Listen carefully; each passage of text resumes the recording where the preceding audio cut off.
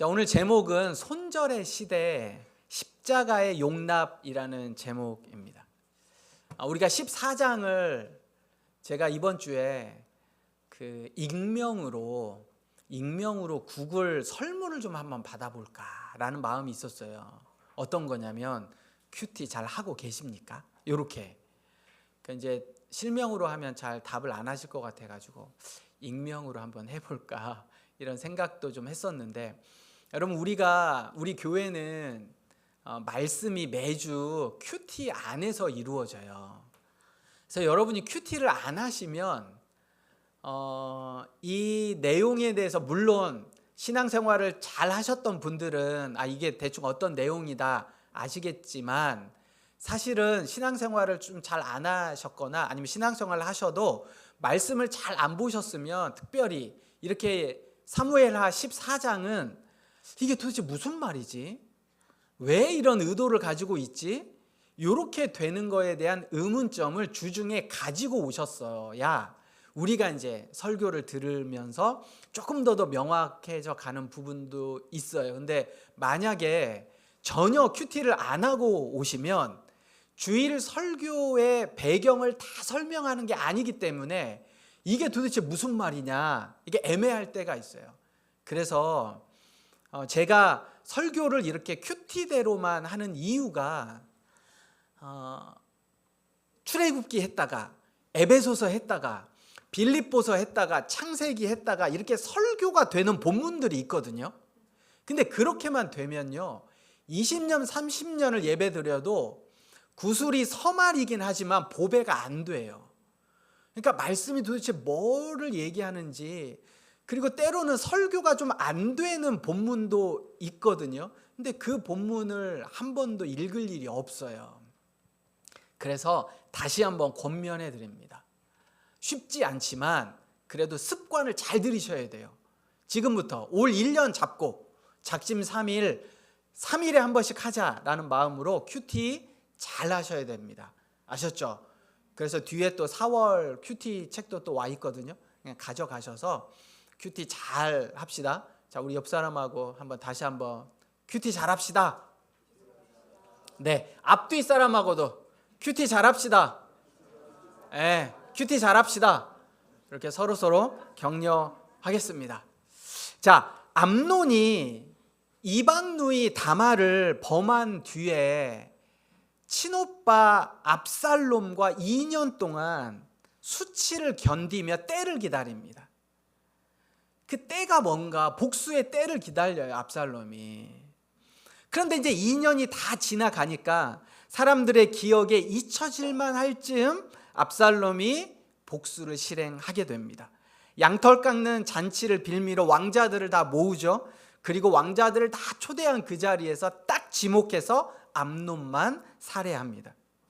그 후에 압살롬은 그 암논을 죽은 다음에 자기 외가, 그술 왕이 이제 자기 외할아버지예요.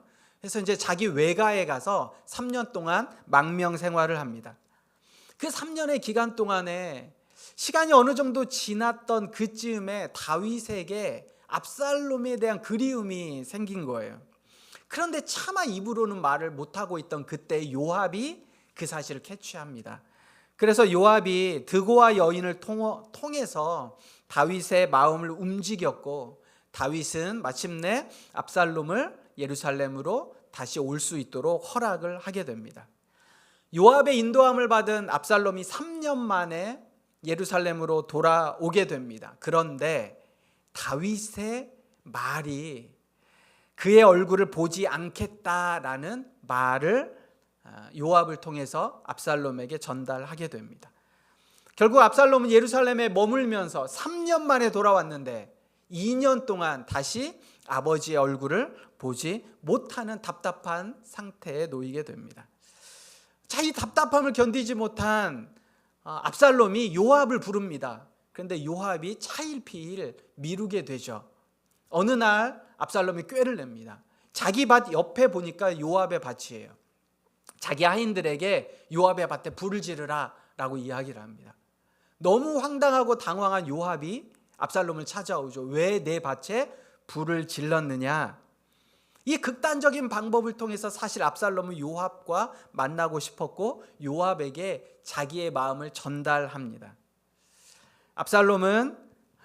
요압은 압살롬의 마음을 다윗에게 전했고 결국 요압의 중재로 다윗과 압살롬은 5년 만에 얼굴을 만나게 됩니다. 그런데 이미 돌아선 압살롬은 다윗을 만난 이후 4년간 반란을 준비하게 됩니다.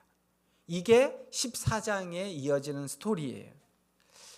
자, 여기에서 우리가 의문점이 하나가 있습니다. 다윗이 압살롬을 3년 만에 예루살렘에 불러놓고 왜 2년간 압살롬의 얼굴을 보지 않았을까? 이 모순적인 태도가 사무엘하 14장에 또 다른 다윗 가정의 분란의 씨앗이 되는 거예요. 물론 이해는 갑니다. 다윗의 마음을. 다윗은 아버지의 사랑도 있지만 왕으로서의 공의를 또 지켜야 돼요. 다윗은 법을 집행하는 왕이잖아요. 압살롬이 비록 복수라는 명분을 가지고 있었지만 엄연히 자기 형제 암논을 살해한 죄인입니다. 율법대로 하면 죽어야 돼요. 그럼에도 불구하고 압살롬은 죽지 않았죠.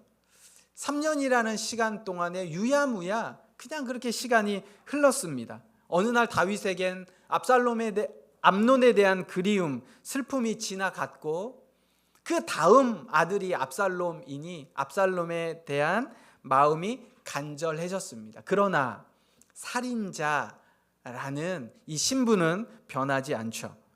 만약에 자기의 아버지의 마음으로 살인자를 그냥 편안하게 친절하게 맞이했다면 아마 이스라엘의 법과 질서는 무너질 겁니다. 그래서 어쩔 수 없이 어정쩡한 타협안을 만든 것이 예루살렘으로는 와라. 아버지의 사랑이죠. 그런데 내가 너를 볼 수는 없다. 이건 어쩌면 왕으로의 공의일 겁니다. 여기에 하나 뭐가 또 그에게 있어요? 죄책감. 압살롬을 보는 순간 뭐가 생각이 나요? 자신의 죄가 다시 생각이 날 겁니다. 그렇기 때문에 단호하게 징계도 못하고 용서도 못하는 애매한 상황이 2년을 흐르게 됐고 이 2년의 압살롬이 아버지를 보지 못하는 그 시간 동안 압살롬은 아버지가 날 용서한 게 아니야 라는 깊은 증오와 반역의 씨앗을 심어주게 되는 치명적인 결과를 초래하게 된 게 그 2년이었습니다. 아버지이자 왕으로서는 절충안이었죠. 그런데 신앙적으로 보면 완벽한 실패였습니다. 왜 그래요? 다윗은 이미 하나님에게 죄의 용서를 받았습니다. 적당히 죄가 덮어진다고 되는 게 아니에요. 죄는 철저한 회개, 그 철저한 회개를 통한 용납, 이게 어쩌면 유일한 해결책이거든요. 그런데 다윗은 하나님 앞에 용서를 받았어요. 그러면 어떻게 돼요? 받은 용서로 누군가를 또 용서해 주는 것이 당연합니다. 물론 그 안에 죄의 흔적이 있죠. 그래서 가정이 무너져 가는 것들, 가정 안에 칼이 간음과 암논의 간음과 압살롬의 또 살인, 이 흔적들은 있지만 이 자신의 과거가 미래를 망치게 해서는 안 된다라는 사실이에요. 여러분, 이 다윗이 이 죄책감 때문에 오히려 자신의 과거의 죄책감 때문에 아들의 미래를 망치게 됐다라는 사실입니다. 회개에 합당한 열매는 다윗이 받아야죠. 다윗이 치르면 돼요. 근데 그 일 때문에 아들을 용서하지 못하는 죄악을 범한 것이라는 겁니다. 다윗에겐 첫 번째 간음의 죄가 있었어요. 두 번째 살인의 죄가 있었죠. 밧세바를 범한 간음, 두 번째 우리아를 죽인 살인, 그리고 세 번째는 하나님의 용서를 받았음에도 불구하고 자신은 용서하고 용납하지 못한 죄를 저질렀다는 겁니다. 첫 번째, 간음과 살인은 그의 가정의 위기를 맞게 했다면, 세 번째, 압살롬을 용서하고 용납하지 못한 건 가정을 넘어 훗날 국가적인 큰 위기로 발전하게 됩니다. 이러한 아쉬움을 남긴 아버지가 있었다면 또 성경에는 정반대 아버지가 등장합니다. 그게 누가복음 15장 11절에서 32절에 등장하는 아버지입니다. 우리가 이 시간 신약성경 121페이지거든요. 그 누가복음 15장 11절에 등장하는 아버지는 어떤 아버지인지 같이 말씀을 읽으며 생각해 보도록 하겠습니다. 신약성경 121페이지입니다. 누가복음 15장 11절부터 32절까지. 자, 이 아버지는 우리가 앞에서 살펴봤던 다윗과 어떻게 다른가 라고 생각하시면서 한 절씩 같이 교독합니다. 또 이르시되 어떤 사람에게 두 아들이 있는데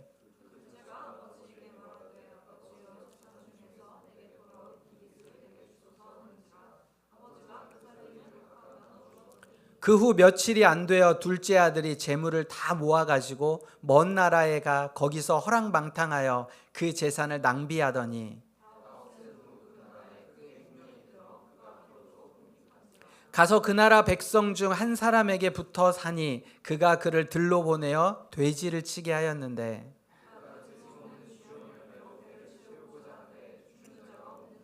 이에 스스로 돌이켜 이르되 내 아버지에게는 양식이 풍족한 품꾼이 얼마나 많은가. 나는 여기서 주려 죽는구나.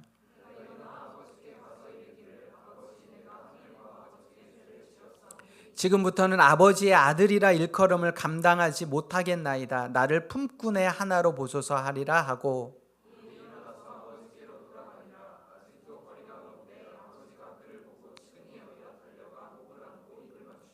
아들이 이르되 아버지 내가 하늘과 아버지께 죄를 지었사오니 지금부터는 아버지의 아들이라 일컬음을 감당하지 못하겠나이다 하나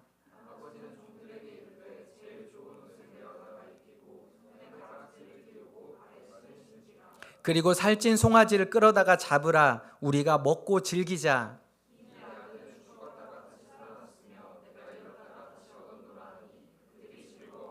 맏아들은 밭에 있다가 돌아와 집에 가까이 왔을 때 풍악과 춤추는 소리를 듣고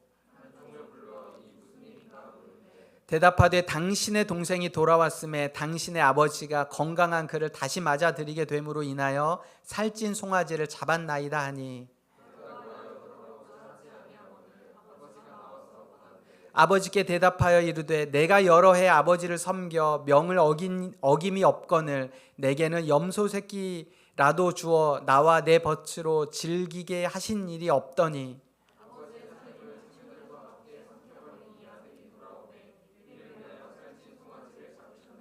아버지가 이르되 예 너는 항상 나와 함께 있으니 내 것이 다 내 것이로 돼 이 내 동생은 죽었다가 살았으면 내가 잃었다가 얻었기로 우리가 즐거워하고 기뻐하는 것이 마땅하다 하니라. 아멘. 여러분 이 사무엘하 14장의 다윗과 이 누가복음 15장에 등장하는 아버지에게는 공통점이 있습니다. 둘 다 죄를 짓고 나간 아들이 있었다라는 사실이에요. 우리가 이 누가복음 15장에 보면 아니 이게 그렇게 심한 건가? 이게 유대 사회에서는 굉장한 죄예요. 자기 아버지가 여전히 살아있는데 유산을 달라고 하는 것도 죄였고요. 이 사람이 이방 땅으로 간 것도 아주 심각한 죄입니다. 그리고 여기에 보면 돼지를 치는 그러니까 율법에 하지 말라는 건 다한 죄인에 해당되는 거거든요. 자, 그런데 이 다윗과 누가복음 15장의 아버지는 극명한 대조를 이룹니다. 자, 첫 번째는 그 돌아온 아들을 대하는 방식이 달랐어요. 다윗은 예루살렘으로 압살롬을 불러놓고 어떻게 했습니까? 어떻게 했어요? 2년 동안 내가 네 얼굴을 보지 않겠다 라고 이야기를 합니다. 어쩌면 그게 왕으로서의 위엄과 법을 지키는 것이기도 할 테지만 어쩌면 아들에 대한 그 사랑은 전혀 없다라는 거죠. 반면에 탕자의 아버지는 굉장한, 여러분 유대 사회는 수치 문화거든요. 지금도 그 영향을 받아서 뭐 중동에 보면 수치가 있으면 명예살인 뭐 이런 게 있는 정도로 당시에는 훨씬 더 심했습니다. 그러니까 아버지를 수치스럽게 한 이 아들, 이 죄, 그런 죄를 짓고 결국 나가서 성공한 것도 아니고 완전히 실패하고 다시 돌아온 아들을 이 아버지는 어떻게 했어요? 먼저 달려가서 목을 안고 안아줬습니다. 돌아온 아들을 대하는 태도가 달랐어요. 두 번째는 어디까지 용서할 건가에 대한 게 또 달랐습니다. 다윗은 마지못한 수용이에요.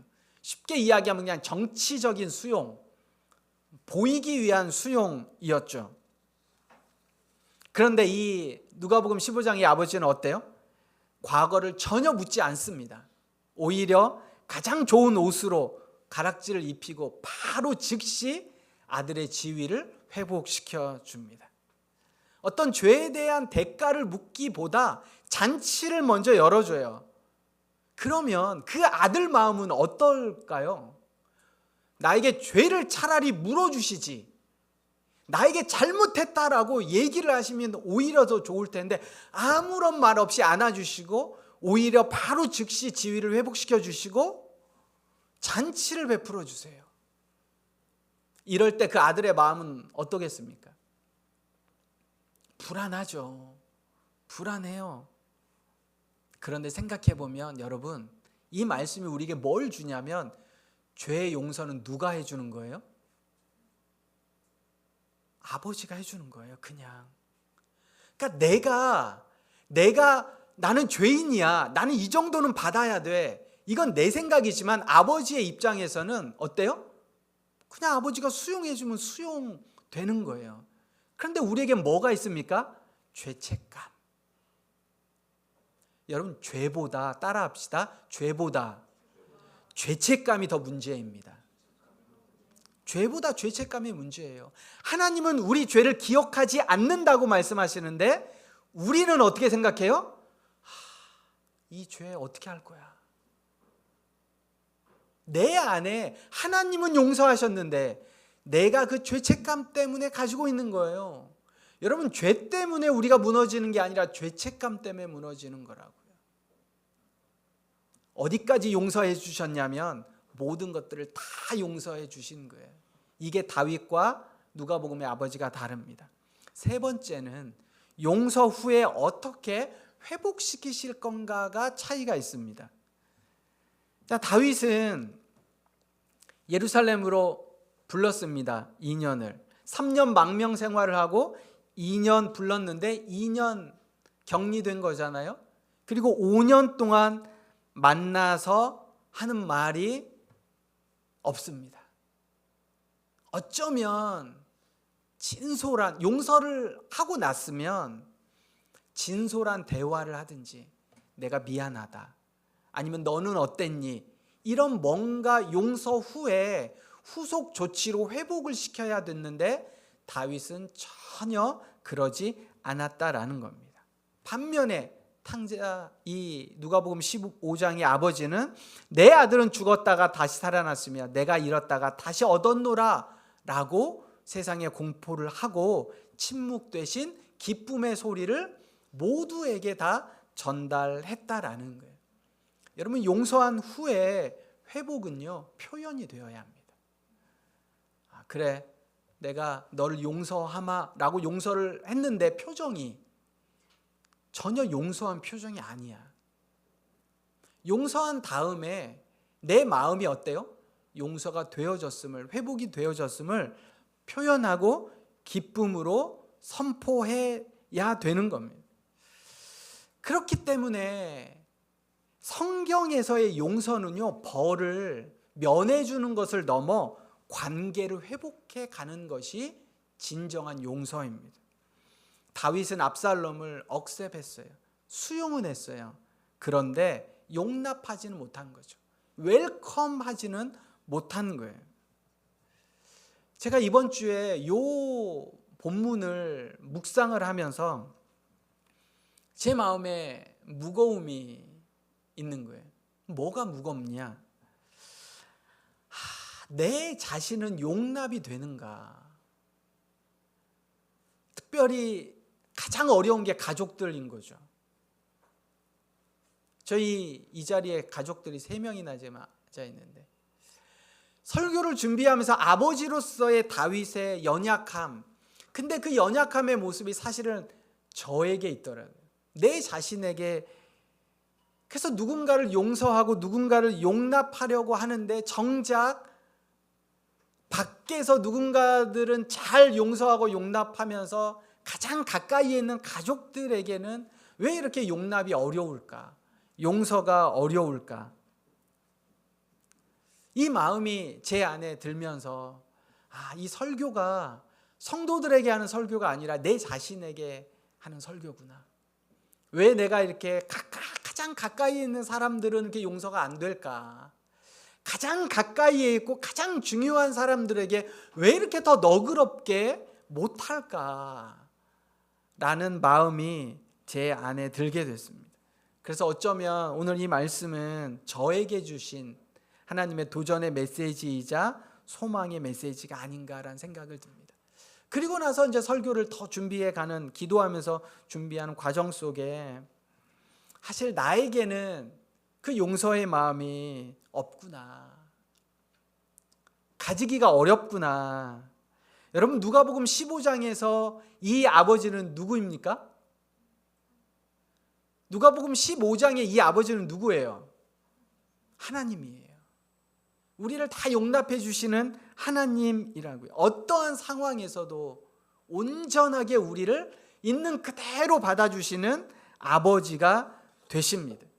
여러분, 우리의 의지대로, 제가 설교를 준비하면서 내 생각과 의지와 내 노력대로 누군가를 용납하려고 하면 안 되는 제 자신을 돌아보게 됩니다. 여러분들은 어떠세요? 여러분들은 가장 가까이에 있는 사람, 가장 소중한 사람을 어떻게 더 잘 용서하고 계세요? 더 용납 잘 되세요? 아니면 잘 안 되고 가끔씩 만나는 사람은 용납이 잘 되세요? 여러분도 저와 다르지 않다라고 제가 생각이 되어집니다. 특별히 하나님이 우리에게 명령하신 말씀이 있어요. 예수님께서 가장 크고 첫째 되는 계명이 뭐냐면 마음을 다하고 목숨을 다하고 뜻을 다하여 주 너희 하나님을 사랑하라. 이것이 가장 크고 첫째 되는 계명이다 라고 우리에게 말씀하십니다. 그런데 우리는 우리 주변의 사람들을 마음을 다하고 목숨을 다하고 뜻을 다하여 하나님을 사랑하기는커녕 내 이웃을 내 몸과 같이 사랑하기는커녕 안 돼요. 가장 가까이 있는 사람도 안 돼요. 왜요? 그게 우리의 연약함이잖아요. 그러면 하나님이 우리에게 왜 마음을 다하고 목숨을 다하고 뜻을 다하여 주 너희 하나님을 사랑하라, 그리고 내 이웃을 내 몸과 같이 사랑하라 라고 말씀하셨냐면, 그게 첫 번째는 하나님의 성품이기 때문에 그래요. 두 번째는 하나님이 그렇게 우리를 사랑하고 계시기 때문에 그래요. 그래서 우리가 해야 될 가장 중요한 일은 그 하나님의 사랑을 온전히 수용하는 거예요. 온전히 내가 받아들이는 거예요. 내 의지로 누군가를 사랑할 수 있는 게 아니라 하나님이 나에게 주신 그 사랑으로 내가 누군가를 사랑할 수 있어야 한다라는 겁니다. 이게 아니라 내가 사랑하려고 노력하는 순간, 내가 무언가를 내 의지로 하는 순간 안 되더라라는 사실을 제가 20년간 가정에서, 아내와의 관계 속에서, 아이들과의 관계 속에서 느껴지는 겁니다. 오늘 다윗을 통해 또 누가복음을 통해 우리에게 말씀해 주신 하나님은 다윗에게 있어서 어떻게 했어야 됐을까요? 하나님의 온전한 사랑을 수용하고 받아들이는 것이 먼저였다라는 거예요. 근데 그게 안 되니 다윗에게는 뭐가 있었습니까? 하나님의 온전한 사랑을 받고 하나님의 용서를 받고 용납을 통해 내가 다 씻었어야 되는데 그게 안 되니 그 죄책감 때문에 압살롬에게 진정한 용서와 용납이 되지 않았다라는 사실이에요. 오늘날 우리에겐 특별히 이 말씀이 어떻게 적용되어질까? 오늘날 우리에겐 손절의 문화가 있습니다. 나를 조금 힘들게 하고 나를 조금 어렵게 하고 내가 조금 불편하면 끊어버리는 게 지혜다라고 생각을 해요. 손절이야. 너 다시 안 만나. 나 너 싫어. 다시 만날 일 없어. 라는 손절이 어쩌면 지혜처럼, 물론 내 안에 굉장한 어려움이나 힘듦이 있을 때는 어느 정도 끊어내는 것도 좋지만요. 그런데 직면에서 이 문제를 풀어내는, 하나님이 왜 이 상황을 나에게 주셨을까? 나에게 무엇을 말씀하시는 건가? 라면서 기도하면서 수고와 용기를 내기보다는 그냥 끊어버리는 게 좋다라는 마음이 오늘날 우리의 문화 속에 있습니다. 다윗도 마찬가지죠. 압살롬을 불러놓고 2년 동안 만나지 않겠다, 마음의 손절이에요.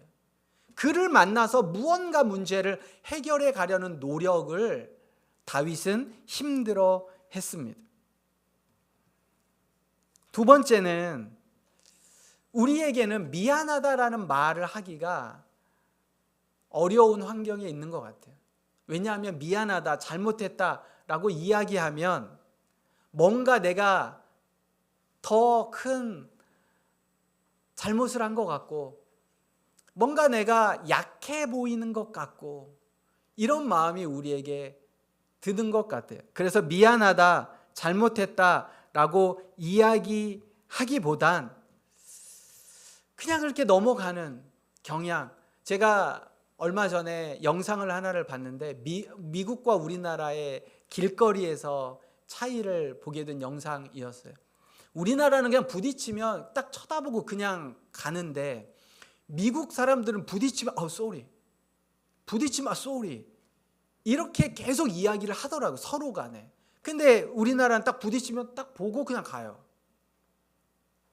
특별히 나이가 많은 사람들일수록 나이가 적은 사람들에게 어쩌면 우리나라 문화겠죠. 미안하다, 괜찮니? 라고 말하는 게 약한 것이 우리나라입니다. 우리는 정치인들이 아니잖아요. 신앙인들이에요. 내가 먼저 미안해, 괜찮니? 라고 이야기하는 것들. 만약에 다윗이 압살롬에게 미안하다, 괜찮니? 라는 말 한마디만 했었어도 우리가 다음 주부터 보는 그 다윗 압살롬의 마음 가운데 그 삐뚤어진 그 마음, 그 일을 통해 아버지를 증오하고 반란을 일으킬 마음이 있지 않았을 거다라는 생각들을 하게 됩니다. 세 번째는 우리에게는 어떤 마음이 있냐면 보정된 필터링을 하려는 마음들이 있어요. 그러니까 솔직하게 내 마음을 표현하기보다는 뭔가 우리 안에는 아닌 척, 괜찮은 척, 좋은 척 하는 마음들이 오늘날 우리에게 있다라는 겁니다. 서로 용납하지 못하는 이유가 뭐냐면 내 안에 어떤 민낯을 들키기 싫은 거죠. 나 괜찮아, 진짜 괜찮아. 근데 괜찮지 않음에도 불구하고 아니 괜찮아 라고 말하거나 내 자신을 뭔가 꾸며가려는, 아마 SNS의 영향이기도 하지 않을까라는 생각이 들어갑니다. 여러분, 교회는, 신앙은 괜찮은 척하는 사람들이 모여 있는 곳이 아니에요. 다윗과 같이 왕으로서 어떤 권위를 세우기 위해, 심지어 아들일지라도 또 우리 모두는 다 죄성을 가지고 있기에 하나님이 나를 용서해 준 그 마음으로 누군가를 용서하는 공동체가 되어야 합니다. 그러면 망가진 사람들의 모습, 오늘 교회 안 나온 사람들의 모습, 왜 안 나왔을까?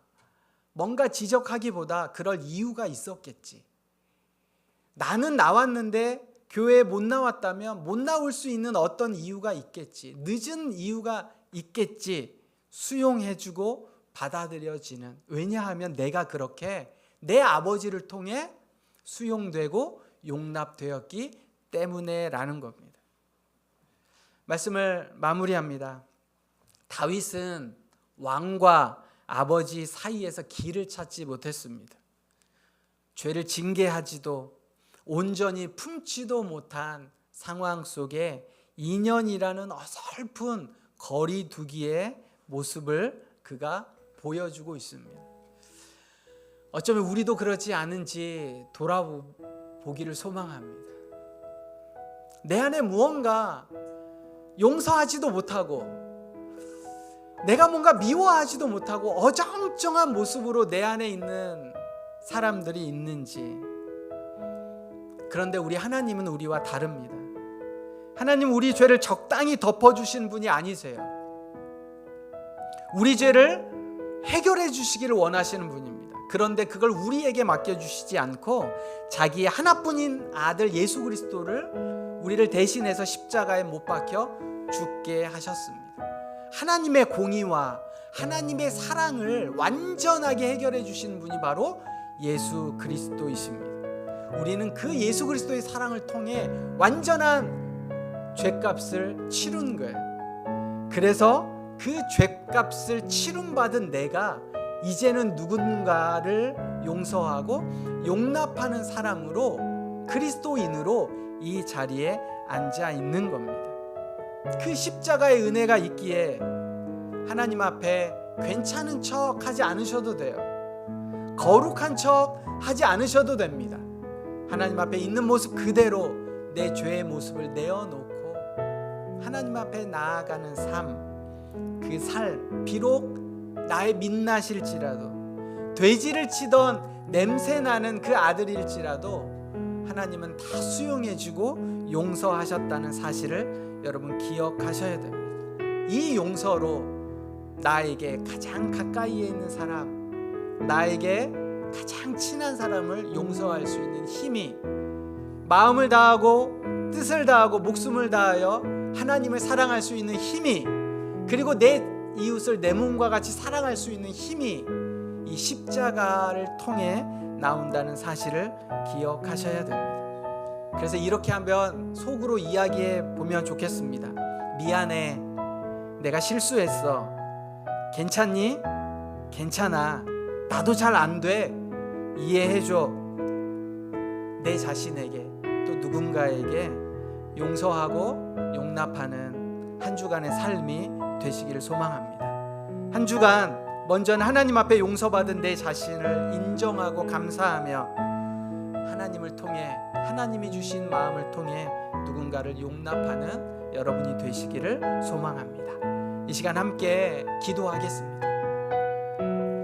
다윗이 압살롬을 대하는 방식이 아니라 누가복음 15장의 아버지가 집 나간 둘째 아들을 대하는 방식으로 하나님은 우리를 대하시기를 소망합니다. 동일하게 내 안에 하나님을 통해 회복되어져야 할 자아, 죄책감이 있다면 내 자신을 먼저 돌아보시기를 소망합니다.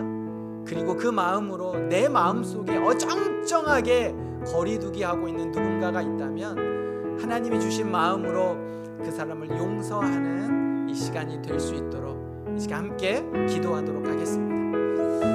사랑의 하나님 감사합니다. 다윗의 마음과 누가복음 15장의 아버지의 마음들을 통해 오늘 우리에게 주신 하나님의 마음을 돌아봅니다. 하나님, 내 안에 누군가를 용서하고 누군가를 수용하지 못하는 이유가 어쩌면 하나님이 나를 용서하고 나를 수용하셨다라는 그 믿음이 없기 때문이 아닌가 생각해 봅니다. 하나님, 다윗이 어정쩡한 마음으로 압살롬을 대했고 압살롬에게 진노와 미움의 씨앗이 심겨졌던 것처럼 하나님, 우리의 마음에 혹시나 누군가를 향한 그 씨앗이 내 안에 있지 않는지, 나를 통해 누군가가 그 씨앗을 품고 살아가는 건 아닌지, 하나님, 내가 하나님 앞에 수용받고 용서함 받았던 것처럼 하나님, 누군가를 용서하고 수용할 수 있도록 도와주옵소서.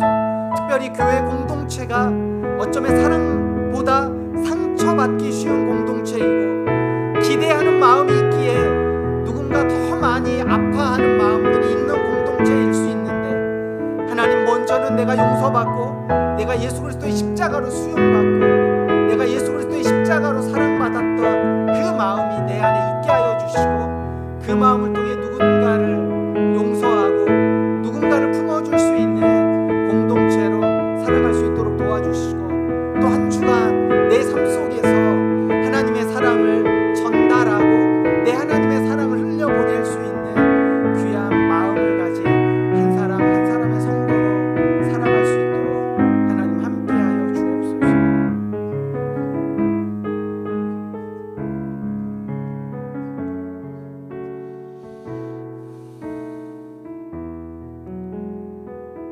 사랑의 하나님, 다윗과 압살롬의 모습 특별히